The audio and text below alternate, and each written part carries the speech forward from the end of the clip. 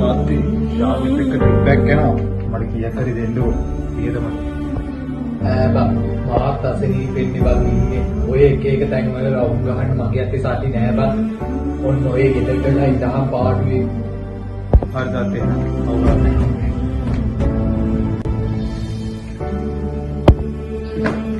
පිටමන් ඇති ගහෙන් කඩනවා කියලා සාල්ටි.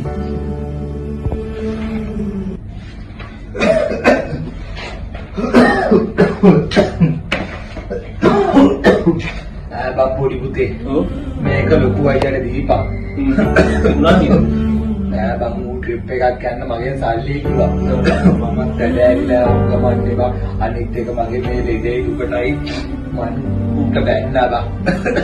මේක අයියට දීපන්කෝ ට්‍රිප් එක යන්න. ඉතින් තාත්තා මේ ගෙවිලෙම දෙන්නේ නැහැ. ඒක තමයි බං මම තරහින්නේ බං හිටියේ වෙලේ මගේ අසනීපයි මම ඉන්න මානසික තත්ත්වේ බං මමනේ දන්නේ. ළමයි මොනා කරන්නද බං.